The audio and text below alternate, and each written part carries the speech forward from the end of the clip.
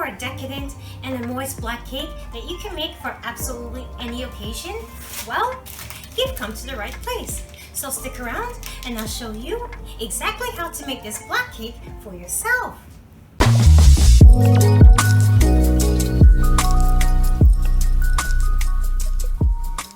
Hi, my name is Tiffany and welcome back to my channel. And today we're going to be making a classic Jamaican black cake in which, while it's similar to standard fruit cake, it is much more tastier in terms of appearance and in flavor. So if this is the type of cake that you would like to try out for Christmas or simply to enjoy any time of the year really, then please give this video a like.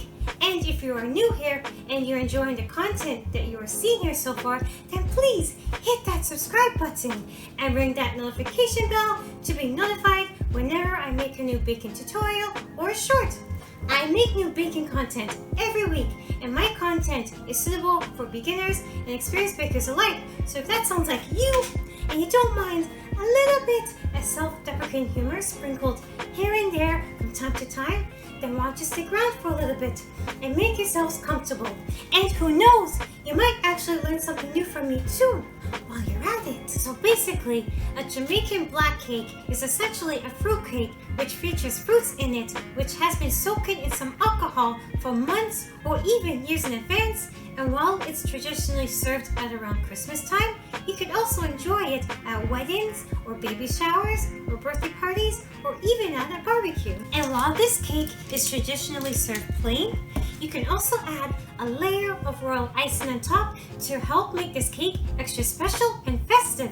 And this option is especially popular at weddings and at tea parties. So today's recipe comes from my late grandmother, and while it's not exactly the same as her recipe, I like to think that she'd be really proud of what I came up with today. With that in mind, there is one important note to say about this cake, and that is a lot of Jamaican recipes out there don't include the measurements in them, and it's like, how the heck am I supposed to know how many cups of flour to add into this cake or how many grams of sugar I should add to the butter? It's like, where's the consistency here?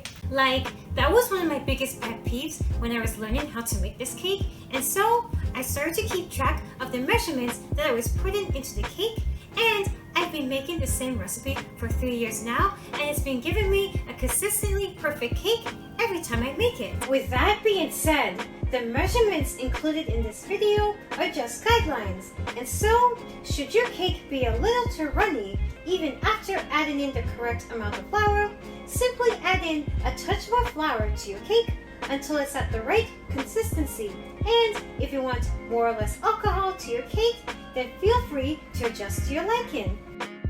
And if you are vegan, don't worry, I have another recipe coming out real soon that is vegan friendly and has the same great taste as the classic black cake. So without further ado, let's get started on this delectable black cake, shall we? Okay, so we have a lot of ground to cover for this black cake. So once again, make sure you have your ingredients at hand and ready to go so that the cake process can go by really smoothly.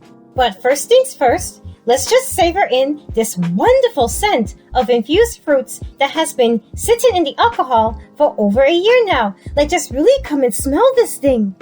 Ah, the smell of it is just intoxicating. You know you're in for a real treat when the smell alone just reminds you of Christmas with its rummy and fruity flavors. So now we are going to be blending this up so that we can put it into our black cake. Of course, if you're really well prepared, you can just simply skip this step, but I'm just showing it here just in case you need to blend up your fruits.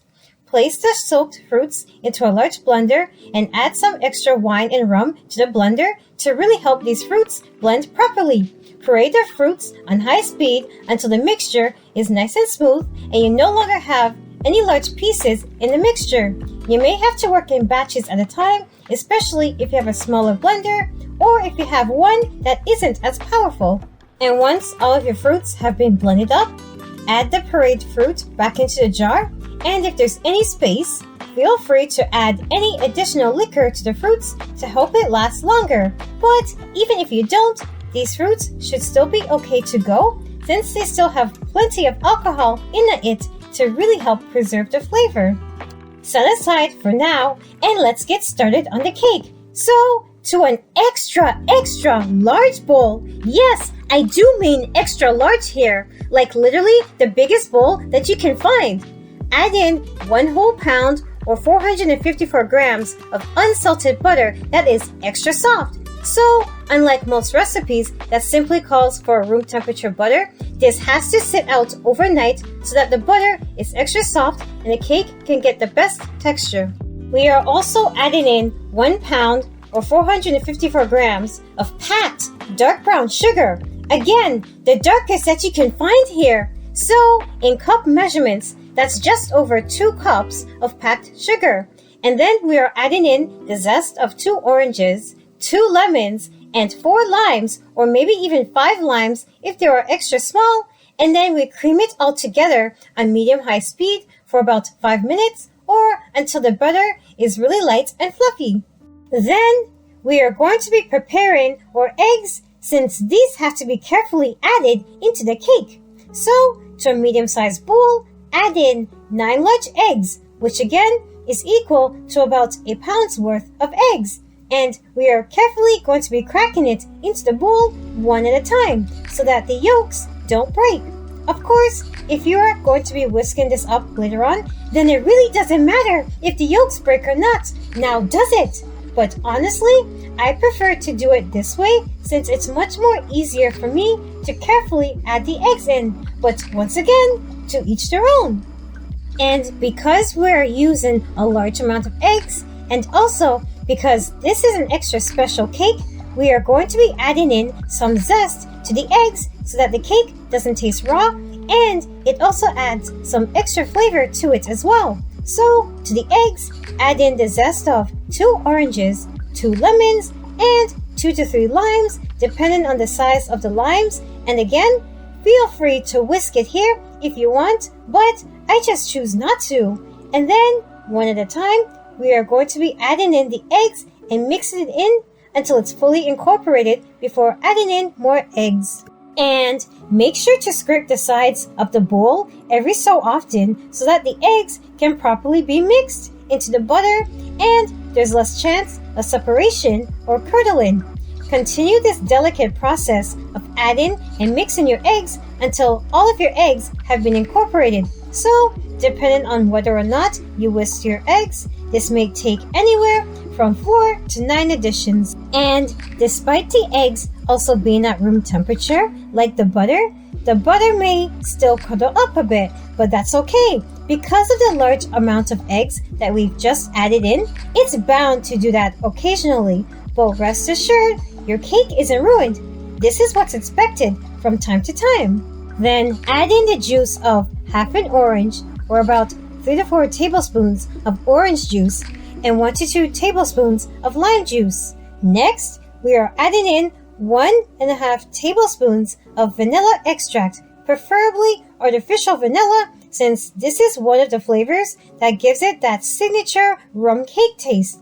I'm partial to Benjamin's vanilla extract, but if you want to use the good stuff and use real vanilla here, that might be even better. Then we're adding in some mixed essence, which to this day, I still don't even know what's in it, but to me, it smells so much like an ice cream float mixed in with some sweet almonds. I don't know, what do you think it smells like? But yeah, we're adding in 1 whole tablespoon of that. And then 1 teaspoon of almond extract, 2 teaspoons of cinnamon, 2 teaspoons of nutmeg, 1 teaspoon of allspice, and 1 teaspoon of mixed spice, which if you don't know what that is just simply a mix of cinnamon, nutmeg, allspice, cloves, ground ginger, and ground coriander. 1/4 teaspoon of salt, a 1/4 cup or 88 grams of fancy molasses, and 1/3 cup of browning, which is a type of burnt sugar which gives the black cake its signature look. But feel free to add in more if desired to make the cake even darker if you prefer. I usually add in an extra tablespoon to this, but just don't add too much extra or the cake might become too bitter. And then add in 3 tablespoons of maraschino cherry juice and just mix it all in until fully incorporated and the batter is nice and smooth. Now we're going to add in our pureed fruit from earlier. So to this, we are adding in 5 full cups of pureed fruits to the bowl, and because we are being extra festive and extra naughty today, we are adding in even more liquor to this. So add in 5 tablespoons of your wine and 2.5 tablespoons of your Wray and Nephew or other white rum and mix it all in there. And before we get too ahead of ourselves and add in the dry ingredients, before we even have the audacity to prep our pans, let's just go and quickly do that, okay? So, using the butter wrapper that you had saved from earlier, rub the wrapper around the cake tin so that the tin is properly greased. Or, if there's not enough butter in the wrapper, simply take some extra butter or margarine and, using your hands or a brush, I don't judge, grease the bottom and sides of the pan until it's fully coated. Now it's time for my favorite segment, lining the pans, or as I like to call it, let's watch Tiffany fail to properly line her cake pans. So here I'm trying out this new technique that I saw online and that they claim to be super efficient. So what you would do is you would take a rectangular piece of parchment paper and then fold the paper in half and then rotate it and then fold it in half again and then fold it diagonally into a triangle, like so. And this is where it gets tricky. We fold the triangle in half lengthwise, I believe. Wait, hold on. I think I got it. And then we take the tip of the triangle and place it in the center of the pan. And then we cut it roughly an inch or 2 away from the pan like so. And yep, this isn't going to work. This is way more convoluted than it needed to be. So you know what? I'm just going to do it the old-fashioned way and just trace the bottom of the pan with a pencil, and then we cut the round just on the outline. And you see that? Perfectly round and no broken pieces to speak of. So flip the pencil side down and lighten the cake tin with your cut cake round. Then we do the sides of the cake tin and then just gently grease the bottom and the sides with some more butter. And then let's finally put this dark chapter behind us and move on with the rest of the cake. So back to our massive bowl, and to it we're adding in 2 3/4 teaspoons of baking powder, and then in 3 installments sift in 2 3/4 cups or 345 grams of all-purpose flour and fold in the flour into the batter until it's fully incorporated before adding in more flour. And guys, the smell of this cake batter is absolutely amazing. The rum and the fruits and everything in here. I really can't wait until these are baked. Like seriously, if you get the chance, taste some of this batter. You'll thank me later once you are smiling ear to ear from how good this rum cake is. And plus, it's also a good way of knowing what else is needed inside this cake. Speaking of the cake batter, you'll know when the batter is ready when the spatula stands up straight in the batter and doesn't fall down. Though, if it does fall down or if it's a little runny, feel free to add in an extra 1/4 cup of flour at a time and testing it each time to see if it's still ready. And if it's not, then your cake batter is ready to go. Preheat your oven to 290 degrees Fahrenheit or 143 degrees Celsius and boil some water to add to an extra large baking dish. This is what's going to help prevent our cakes from drying out. Then carefully spoon your cake batter into your prepared cake pans and make sure to only fill it about halfway, since these will rise up quite a bit in the oven. This batter recipe makes enough to fill 3 9-inch cake pans or 2 8-inch and 1 10-inch cake pans, or even 2 9-inch cake pans and an 8-inch cake pan with 3-inch sides. So depending on the number of cakes that you want to make, please adjust your recipe and cake pans accordingly. Then carefully tap your cake pans on top of the countertop to get rid of any air bubbles that may be trapped inside of your cake. And in addition to the hot water helping with how the cakes bake up, we are also going to be covering them up with some tin foil on top, but not too tight. so that the cakes can steam up and get that lovely moist and pudding-like texture that we are looking for in this cake. Carefully place your cakes in the oven and allow it to bake for 1.5 to 2 hours or until it's set. And don't even think about checking on it before the 90-minute mark, or you'll risk your cakes to deflate and sink down. And nobody wants a super dense cake now, do we? In the meantime, while our cakes are baking, we are going to be making the cake soak, so that once the cakes have fully baked, we can pour it on top so that the alcohol can cure onto the cake and lock in the moisture.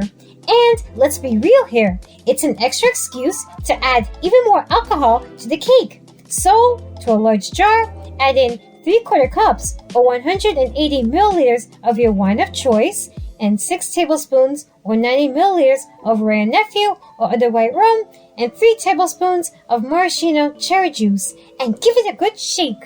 Once the cakes have been baking for around 2 hours, it's time to check on them. Carefully remove the foil from the cake and insert a knife or cake tester into the cake, and if it comes out clean and it doesn't really stick to your fingers, then the cake is ready to go. And if not, just feel free to bake it for another 15 minutes or so before taking it out. And then, once the cakes have fully baked, remove the foil from the pan, and working very quickly here, pour a generous amount of your cake soak on top of each cake. So, about 1/4 cup to each cake. And then just let it soak into the cake and allow the cake to cool and infuse with the alcohol for at least a few days before consuming. And your Jamaican black cake is finally complete. And while this is still a bit lighter than I had wanted them to be, the cakes are still pretty dark and they look good enough to eat regardless. And should you make these well in advance, please brush some additional cake soak onto the cake every couple of days or so that it remains fresh and moist. And I know that it's a long time to have to wait for a slice of cake. The wait is well worth it. And then you are rewarded with a beautiful thick slice of that super moist and decadent black cake, which could be mistaken for chocolate cake if you really want it to be. But honestly, this is even better than that. And traditionally, we would enjoy this cake with some sorrel, but because we didn't get to make any this year, we are instead serving it with some homemade ginger beer, which is another holiday flavor that we like to enjoy in our household.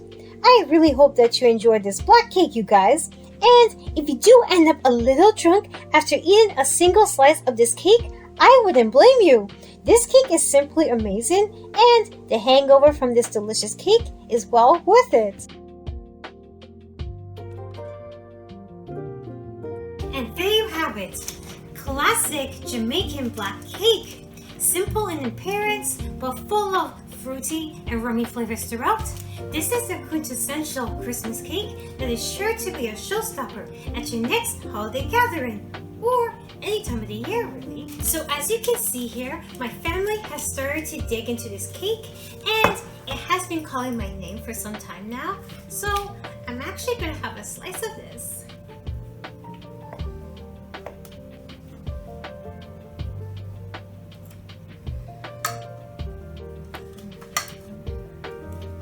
Definitely taste the rum in here, and the fruits. Man, the fruits goes really well with the wine and the alcohol and everything. And I know this is just a plain cake. Like, just imagine it with like some royal icing on top. Like, oh man, it'll just mind blowing. Although honestly, I prefer these cakes plain. It's just delicious either way. So you can have it with the icing, without the icing. It's just all good. It's all perfect. So it's completely up to you and completely up to your preference. And it's also like really moist too. Like honestly, I think that's like the most important part of this cake, is that it's like super moist and it's like full of rummy goodness. So that is it for today's video. If you enjoyed today's recipe and you like what you see here, and you are excited to give these Jamaican black cakes a try, then please give this video a like and leave a comment down below and tell me what you think of them, especially if you're going to give this recipe a try. Share this video so that others can also try their hand at making their own Jamaican black cakes for themselves. And If not already following me, but you enjoy the baking content that I do on here, then please smash that subscribe button and ring that notification bell to be notified whenever I make a new baking tutorial or short. Follow me on Instagram and TikTok. Both usernames are Tiff's Patisserie, and the full written recipe to today's Jamaican block cakes will be on my website, tiffspatisserie.wordpress.com. The link to that will be in the description box down below. And until next time, you guys, stay safe out there, peace out, and have a safe and happy holidays from my kitchen to yours. And I will see you guys in my next video. So until then, I'll see you guys next time. Bye!